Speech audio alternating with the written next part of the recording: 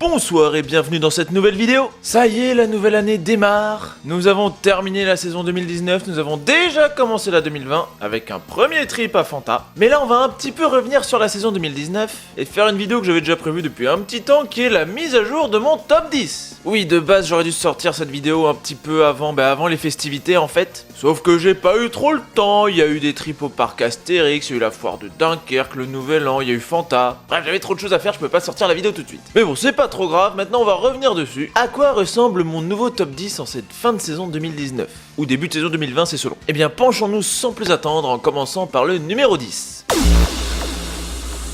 On commence ce top avec Silver Star qui a regagné des places par rapport à l'année dernière, surpassant ainsi Anubis et Lost Gravity. Alors vous allez me dire, mais comment est-ce possible alors que je ne l'ai pas re-ridé depuis l'année dernière? Eh bien, j'ai pris le temps de me poser 5-10 minutes, en réfléchissant sur quel coaster je préférerais rider si on me proposait là comme ça, Anubis, Lost Gravity ou Silver Star. Là, comme ça. Bah au final, c'est bien Silver Star qui est ressorti. Et bien que ce soit peut-être l'un des moins bons coasters de sa catégorie, ça reste un très bon coaster en général. Vraiment agréable à rider.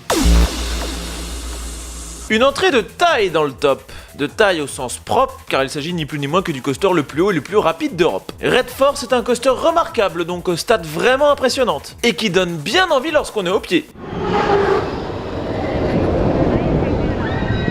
Ça en jette ce bruit quand même. Après à rider, c'est très marquant et très intense, mais c'est un peu trop court aussi, ce qui peut être très frustrant au final, surtout si vous avez attendu plus d'1 heure pour le faire. Alors un petit conseil, si vous pouvez, faites-le au first row vraiment, c'est à cette place-là que l'expérience est la plus incroyable.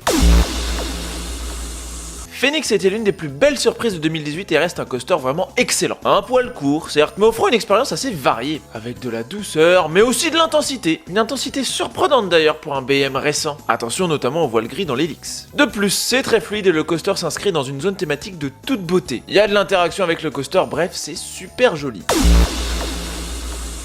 Nouvelle entrée dans le top avec ce coaster vraiment incroyable qui est Black Mamba. Personnellement, cette Inverted BM a été un petit coup de cœur tant son layout est fou, très serré et très intense, c'est un déluge de G positif. Au passage, sachez que la dernière Helix de Black Mamba est l'élément le plus resserré que BM ait conçu à ce jour. Notez aussi le 0 G-roll d'exception. Intense mais bien allongé, c'est juste dingue. Et enfin, on ne peut pas parler de Black Mamba sans parler de la Thema. Le coaster est vraiment encastré dans son décor, c'est bien qu'on se demande comment Fantasyland a fait pour tout faire rentrer sans problème de clearance. Et bien sûr, c'est magnifique.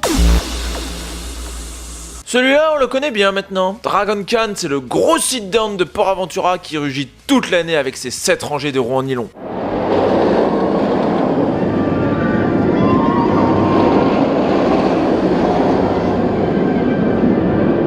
Enfin 8 si on compte le 0 quart. Le coaster n'est plus tout jeune mais conserve une très grande forme pour son grand âge. Fluide, long et bien intense comme il faut. Certes, pas spécialement thématisé mais le ride en lui-même est quand même très classe. Voir tous ces rails rouges dans tous les sens, ça a de la gueule quand même.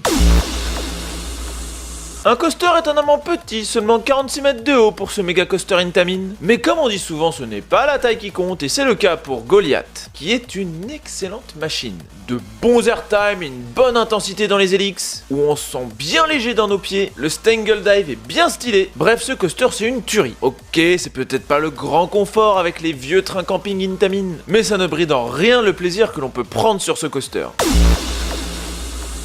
Autre méga coaster d'Intamin, Expedition GeForce reste lui aussi une grosse tuerie. Des airtimes surpuissants dont l'airtime le plus puissant d'Europe avec ses moins 1,8 G, une bonne intensité, une drop incroyable, et un layout certes plus tout jaune mais toujours aussi efficace. Expedition GeForce c'est un peu le coaster qui montre qu'un coaster n'a pas forcément besoin de grand chose pour être excellent. Son layout est plutôt classique pour un méga coaster, il n'y a pas d'éléments inédits, et pourtant c'est toujours un must à aller rider absolument.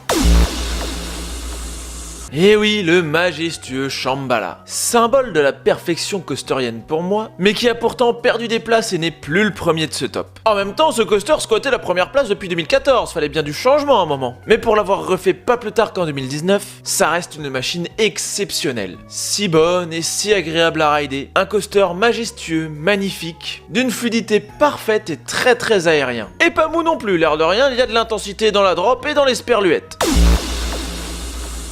Alors là on est sur un coaster ultra nerveux, peut-être même le plus nerveux de ce top tant il n'y a aucun taux mort sur le ride. Untamed c'est de l'intensité et des airtime tout le temps, des transitions rapides et des éléments très surprenants. Mais c'est ça qui est tellement bon dessus. Mention spéciale au Double Inverting Stall, la première inversion, qui est juste totalement folle, surtout dans les dernières rangées. À rider absolument pour ceux qui aiment les coasters très nerveux donc. Fury n'est peut-être pas le coaster incroyable qu'il aurait pu paraître sur le papier, mais reste une plutôt bonne surprise. Même si je n'aime personnellement pas le backward, le principe de voter pour le sens de la marche en gare est plutôt rigolo. Troy est un très bon wooden classique, bien nerveux et sans temps mort. Je ne suis pas spécialement fan de wooden, mais je ne peux que recommander celui-ci, mon wooden préféré à ce jour. Les Windjazz sont pour moi les meilleurs spinning moreurs. Layout assez fou et éléments spéciaux surprenants. Une petite préférence tout de même pour Force et son rail à bascule latérale. Et enfin, comment ne pas parler d'Osiris, le coaster que je ride le plus à l'année et que j'apprécie toujours autant, bien qu'il soit surpassé par plein d'autres coasters sur de nombreux points. Et voici le nouveau top 1 de ce top, Taron à Phantasialand. Ce coaster, c'est juste une grosse claque. Beaucoup d'intensité et de passages nerveux, une expérience de ride inoubliable, le tout dans un décor absolument magnifique digne de Phanta. Un coaster qu'il faut foncer faire à tout prix, il est juste excellent. Il y a de bons gros jets, il y a des airtime, il y a des passages qui t'éjectent bien du siège, il y a de tout. Bon ok, il n'y a pas d'inversion. Mais honnêtement, avec le layout qu'il a, il n'y a même pas besoin d'inversion. En tout cas, Taron se loge avec fierté en première place du top. Reste à voir qui pourra le dépasser dans les saisons à venir. Et voilà, c'est ici que s'arrête ce top 10 de fin 2019, début 2020. Et vous, dites-moi en commentaire quel est votre top 10 des coasters que vous avez fait, vos meilleures surprises, vos meilleurs coasters, ou même vos plus grosses déceptions. Bref, sur ce, je vais vous laisser. N'oubliez pas que vous pouvez me suivre sur Facebook et sur Instagram. Je vous laisse et je vous dis à plus!